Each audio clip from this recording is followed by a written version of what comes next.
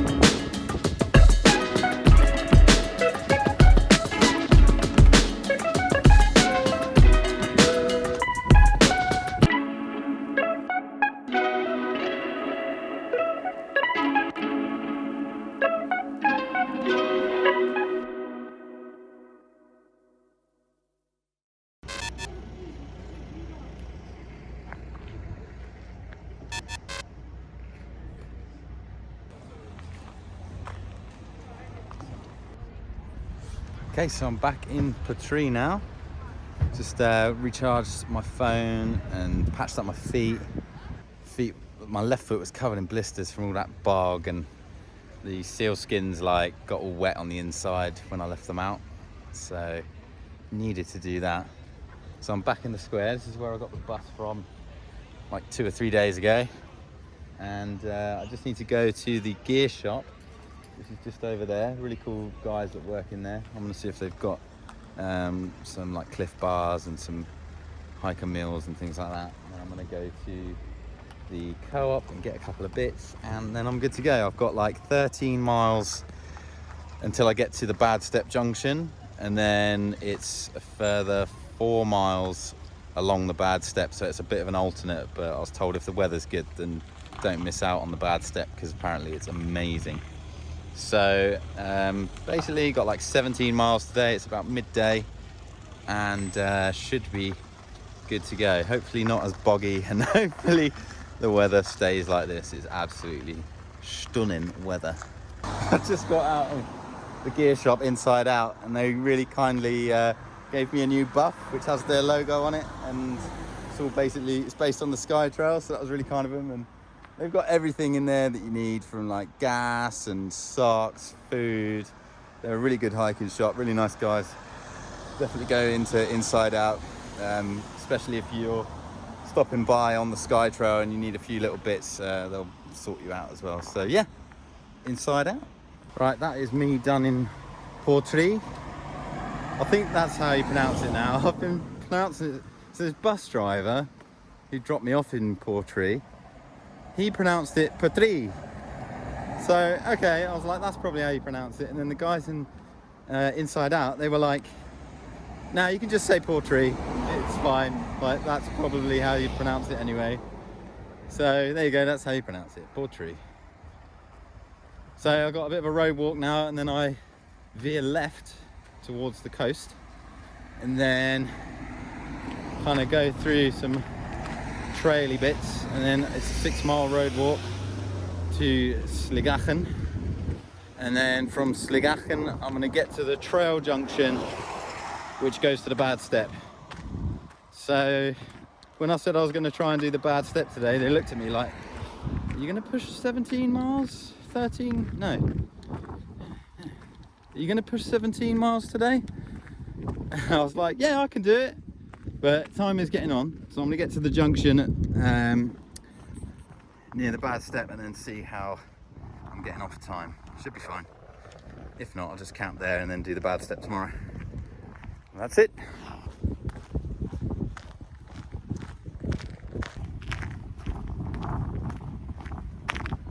Just a road walk, nothing interesting. Just missed the turn-in. This is the Aros Experience Visitor Centre, and I ended up going right around this corner. But what you got to do, and it's so easy to miss if you're not keeping an eye on your map, you got to scooch in down here, I think. That basically looks like it, and then you go towards this loch, and I think that's it. Here we are, this is it. A little bit boggy there, but oh, someone's left a bag of stuff. It must be swimming down there, maybe. Who knows? Let's continue on. Do you know what? I've never had a tick in my life, never had a tick stuck to me. But I just got this feeling that the Skye Trail might be the one where I get a tick or two. Nothing yet.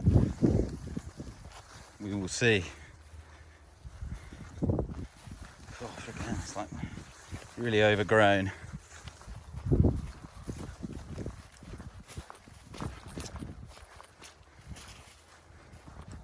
little bit boggy.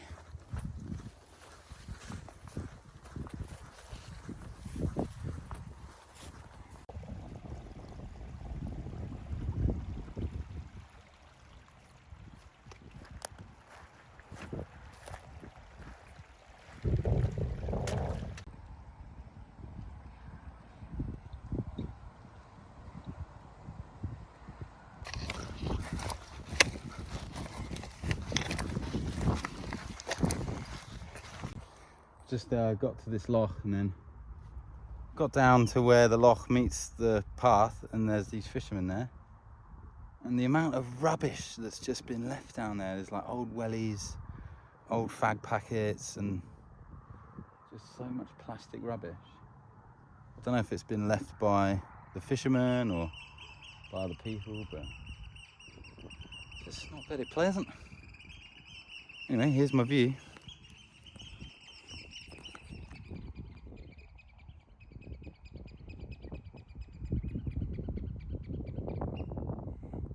There you go, there's the Cuillin over there.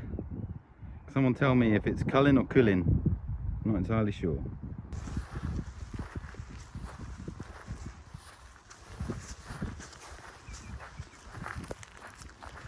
So there's the end of that loch, just come through that gate, and so begins this nice 6-mile road walk, pretty much most of the way to Sligachan. Right, you can see the old manor store there. So you can see that. That's where I was yesterday when it was pouring with rain. I didn't see it. Oh well. I might get some drone footage of it when I'm done. Recharge the drone and go back up there. Cheeky gear update. So my Ultra Lone Peak 4.5, the right foot has got a massive gaping hole where the upper meets the sole. I'm a poet and I don't know it. But apart from that, actually, they're doing really good.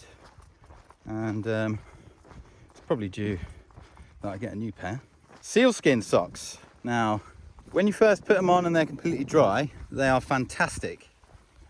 And they'll keep your feet dry in some serious wet conditions. They did all day on that first day. But as soon as I stupidly took them off and then left them outside my tent and they got soaked, once the inside gets wet, that's it. Unless you dry out the inside, they are completely useless. Now when they are on, they're comfortable, but I did find a little bit of bunching happening towards the ball of my foot, between the ball of my foot and my toes, and together with all the bog and being constantly wet, my feet on my left foot, my little toe and the two adjacent toes did get some blisters, but they weren't too bad. And I've patched them up now, and I've put gingies on and some plasters on them, and you know what, I don't even notice the blisters now. And it's handy that the weather's dry now. So sealskin socks, they're great. Just make sure you're keeping the inside of them dry, and watch out for blisters, especially if you're walking while they're wet on the inside, because keeping them dry is really important on the inside. Rohan Helix jacket. It's my first proper test of it, and since I've had it for a few weeks or a couple of months, I think the water repellent coating needs redoing, because I could see that the coating was being really water repellent on most of the jacket, but there were spots on it which were putting up with a lot of wear and tear, or I think the water repellent coating's come off. So with the driving rain and everything, and the wind, and the really fast driving rain that was hitting the jacket, it actually permeated through the jacket, and by the time I got down to the Old Manor store, my base layer underneath the jacket was completely soaked. So I think before or after you've done any through hike, make sure you get some of that water repellent finish. I think it's on their website. Good jacket. I love the style, love the comfort, the fit. It is waterproof to a degree. I reckon in driving rain, making sure you've got that water repellent finish on nicely is important. Oh, more road walk. So many of you might be aware that I've got my own piece of gear coming out, and it's gone through many iterations with different materials, different processes, and I'm at a point now where it was ready for a proper test, and it has passed every test I could put it through except one. There's just one thing that needs sorting out on this bit of gear, and then it's ready. So I've probably gone through like 6 or 7 prototypes, different materials, and we've got a car coming. First time round was like a test of certain things, and it was fine. Second time round was on a specific material, but the type of material that was made of wasn't, you couldn't recycle it or anything, so that was a no-go. The second material was just cheap and nasty, didn't feel very nice at all. The next material is fantastic, absolutely fantastic, but the first prototype I had in that material had this problem that I'm having right now. Second prototype still has the same problem, but it's not as bad. So I think once I've fixed this one issue, then I'm very confident that it will be something a lot of people might want to try. I can't give any clues or anything. All I can tell you is that it's lightweight, it's useful, and that's it. And it's not expensive either. It's actually going to be quite a cheap thing to buy. So yeah, a few months since I got the first prototype done, and now it's nearly at a point where I'm happy with it. It's not easy. The website for it is done, the shop's all set up, the branding is done, the design's done, everything is good to go. I've got emails, I've got an email list, everything.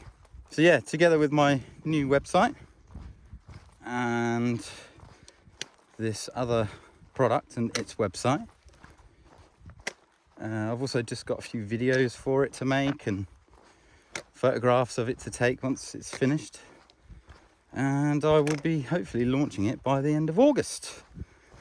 I hope you like it. Oh, more road walk.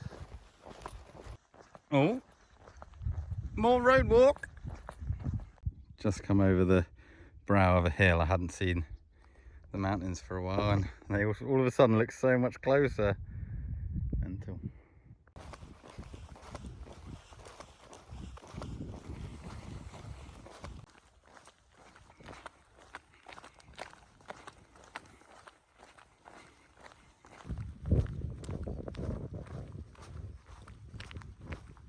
I just got talking to some people that lived just next to this road, family that basically built their house here, and they were like, where do you walk from, where are you going to, that kind of thing. And then we got on the conversation of wild camping. I said I could live up here, it's so nice to be able to roam and to be able to wild camp and it'd be okay. And they were like, oh, it's becoming a real big issue. I said, how come? They said, it's not people with tents that are on foot that are the problem.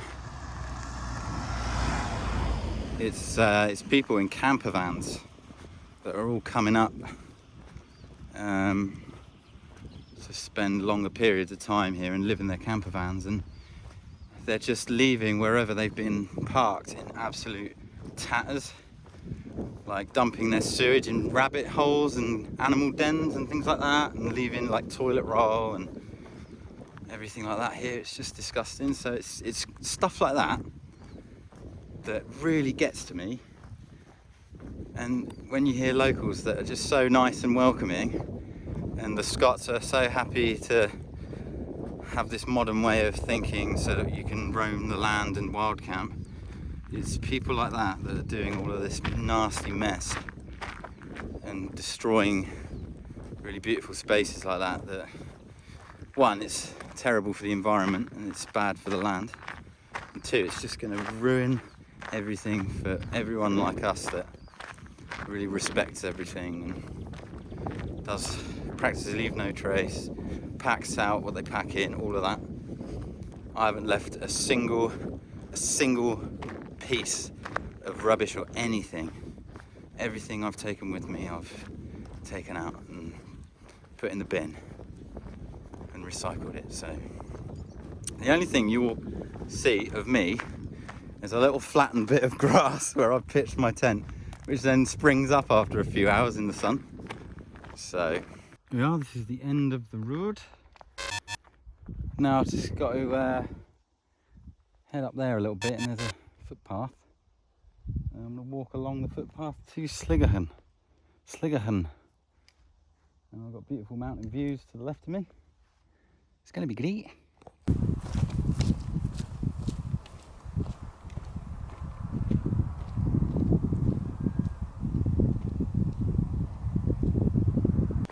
I'm being funny, but this is an epic section. Just look at that. Just a massive expanse. Then you got the Cuillin there. Mountains to the left. Man, oh man. Plenty of streams as well if you're low on water. Woo. Oh. My legs are absolutely knackered after that road walk, because it's just, you're constantly using the same muscles, so it feels more painful to walk on the road for so long. But glad it's over, and this is the reward.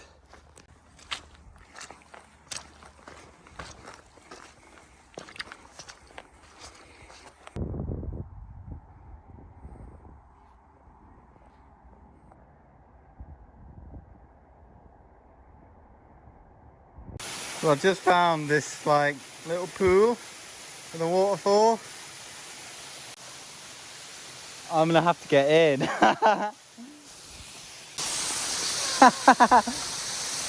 Oh, it's invigorating. Oh man, the midges are so bad around here. As soon as I stopped to get in that water and got out, once I got out of the water, I was just engulfed with little midges, and then I can't stop to put the camera down and do any filming. So unfortunately this section is just going to be hammered. Son of a southern man, daughter of a free man, children of the Civil War. Blackbird on a limb, both of them diving in deeper than they've been before. And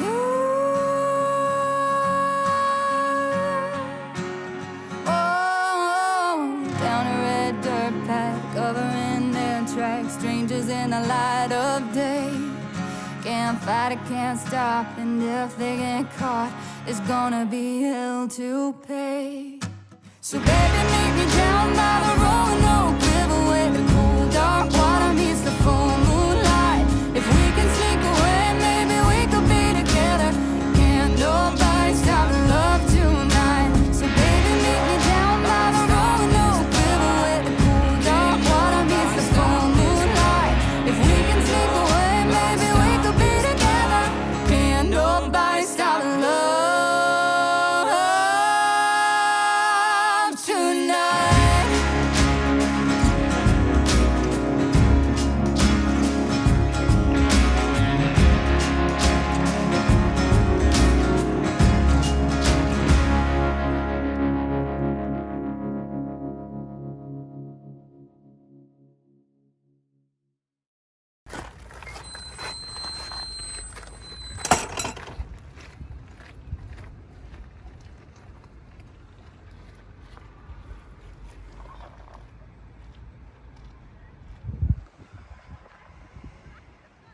Okay, I'm just at Sligachan Hotel. I've just gone in and topped up on some nice tap water, which is nice and refreshing.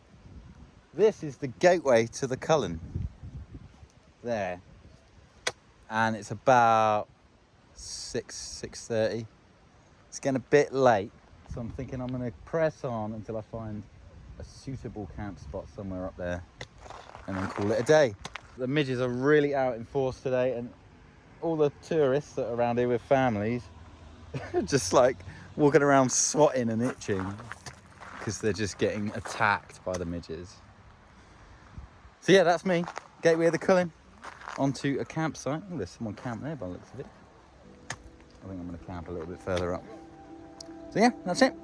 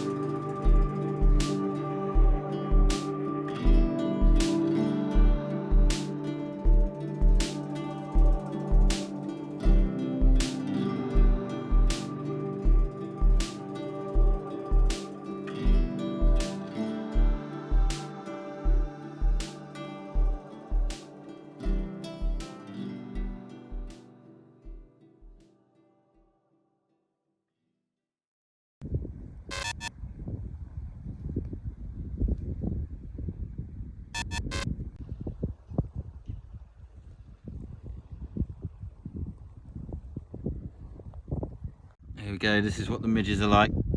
Can you see that? There is no way you are able to get away from them. Bit of advice, get a head net, get the smidge repellent, and what you want is one of these woven polyester hiking shirt that buttons up and everything, and they can't bite through it. This one's from Rohan, shameless plug. And I've only been bitten a couple of times on my hands and on my legs. but that's it. I've actually not been bitten much at all. So yeah, that's my top tip. But look at this. Oh, the Cuillin and this beautiful sunset. And this is me for the evening.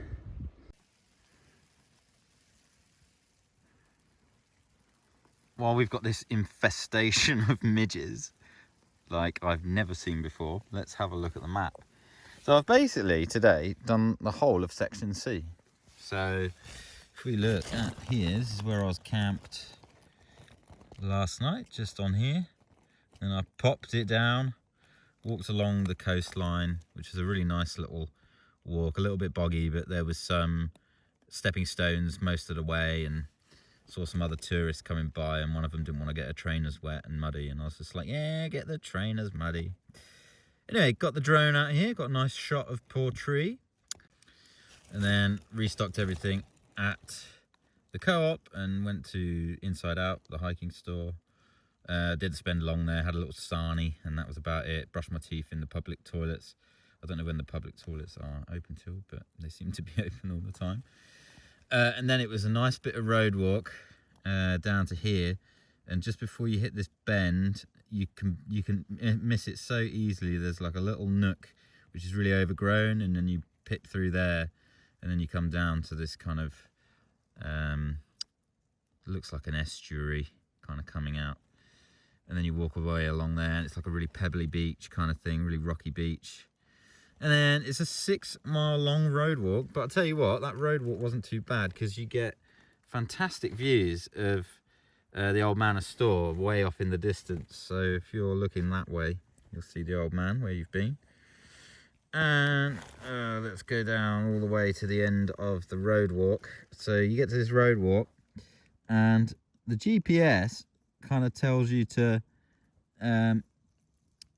come off here, but it's better to come off there where you see the footpath, because otherwise you're trudging up this kind of really grassy bank to get to the footpath. So come off a bit earlier than the GPS says, and you'll actually join the trail that goes all the way along Loch Sligachan.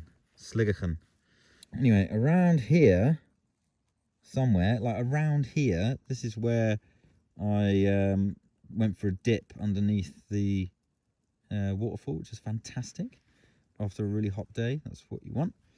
And then come down here, and all of this after the waterfall is just bog and broken trail. It's really hard to see where you meant to walk, and it was a lot of guesswork, but you get fantastic views of the Cuillin and these mountains here when you're walking along that on a clear day like it was today. It was fantastic.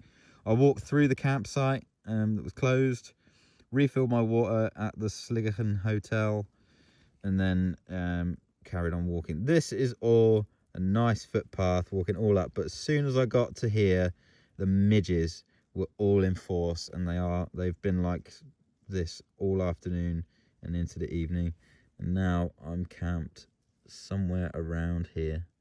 That's basically the map for today. So that's it. Hope you enjoyed that map update. See you tomorrow.